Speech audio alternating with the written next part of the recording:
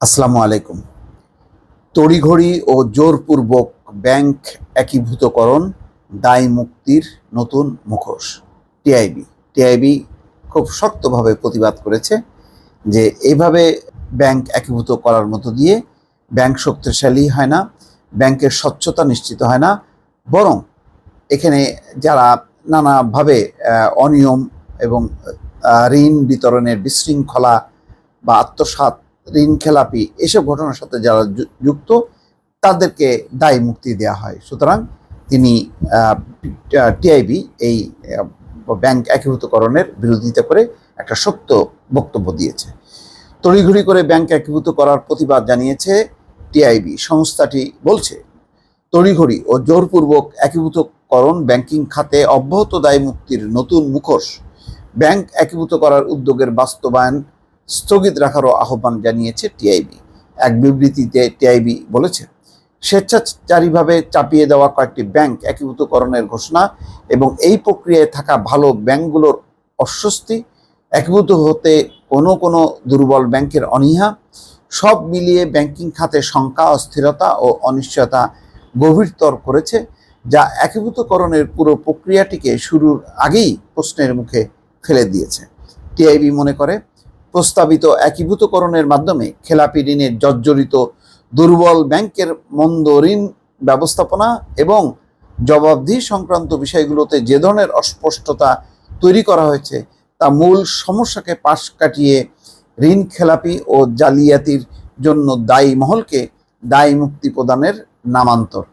বিবৃতিতে টিআইবির নির্বাহী পরিচালক ইফতেখারুজ্জামান বলেন, গণমাধ্যমের খবর অনুযায়ী একটি দুর্বল ব্যাংক ছাড়া কোনো ব্যাংকই নিজ উদ্যোগে একীভূত হওয়ার ব্যাপারে আগ্রহ দেখায়নি।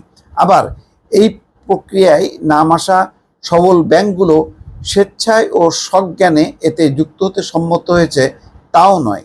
অর্থাৎ পুরো প্রক্রিয়াটি প্রথমে স্বেচ্ছাচারিতার মাধ্যমে চাপিয়ে দেওয়ার চেষ্টা করা হচ্ছে, যা ঘোষিত নীতিমালার সুস্পষ্ট লঙ্ঘন।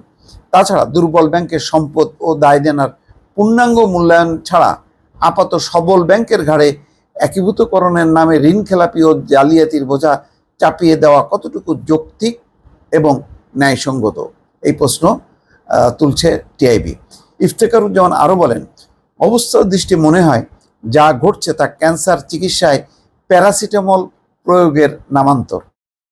একীভূতকরণের নামে একদিকে ব্যাংকিং খাতে খেলাপি ঋণ ও জালিয়াতির জন্য যারা দায়ী তাদের যেমন সুরক্ষা দিয়ে খেলাপি ঋণের সংস্কৃতিকে গভীরতর করা হচ্ছে, অন্যদিকে সবল ব্যাংকগুলোর সাফল্যের পরিণামে খারাপ ব্যাংক হজম করিয়ে দেওয়ার জোর প্রচেষ্টা চলছে, যা অস্বস্তি ও শঙ্কার নতুন বাতাবরণ ছড়িয়ে দিয়েছে পুরো খাতে।